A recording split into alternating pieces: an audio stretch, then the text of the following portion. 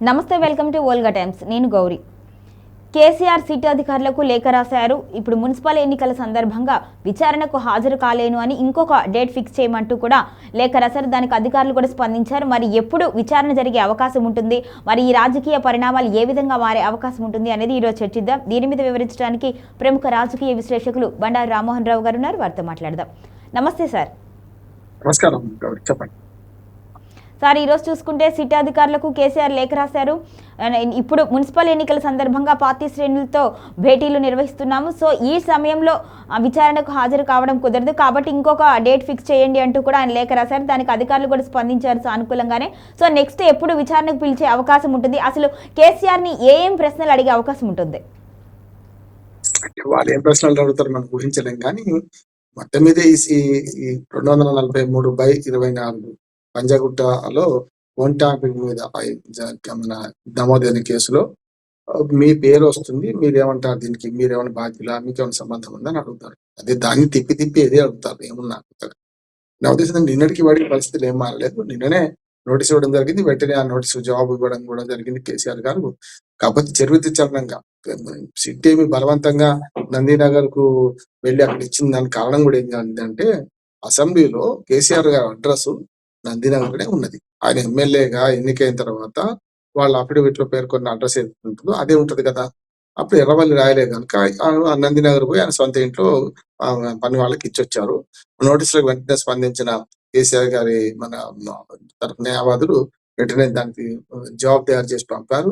మరో డేట్ ఇస్తామన్నారు. డేట్ ఇప్పటిదాకా డిక్లేర్ కానీ నిన్న నుంచి అట్లాగే ఉంది, కొత్తగా డేట్ ఏమి ఇవ్వలేదు. నా ఉద్దేశం వారం రోజుల 15 రోజుల, మరి ఇంకొక 15 రోజుల్లో ఎన్నికలు అయిపోతాయి కదా. నా ఉద్దేశం అంటే 11 ఫిబ్రవరి నాడు ఎన్నికలు జరగాల్సి ఉన్నది.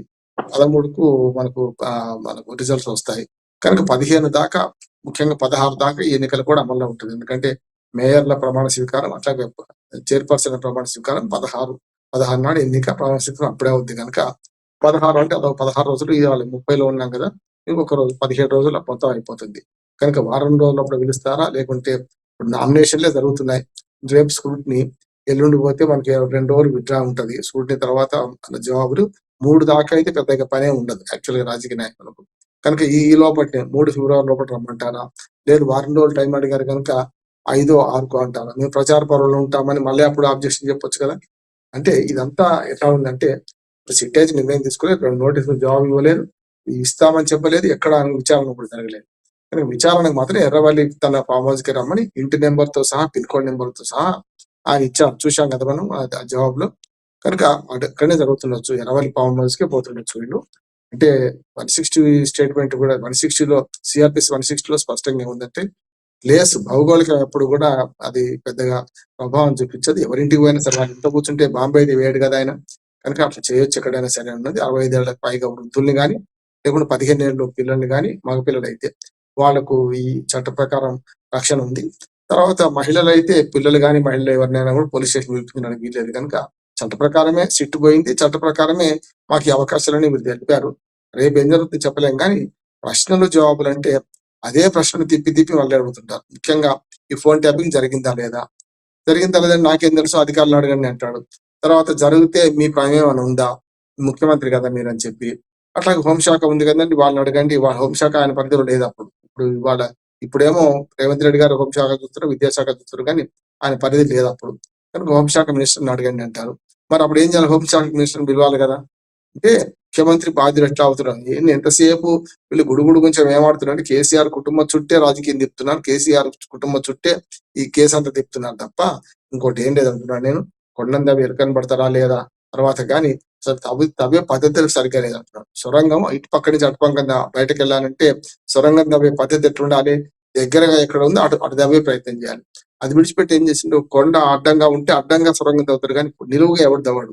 కనుక అదే జరుగుతుంది. నిలువు తాగితే ఎన్ని రోజులకైనా సరే మనకు మనం ఏం చేసినాం కదా, పాలమూరు రంగారెడ్డి ఆ సొరంగం చూసినాం కదా, అందులో మిషన్ ఇరుక్కపోయింది.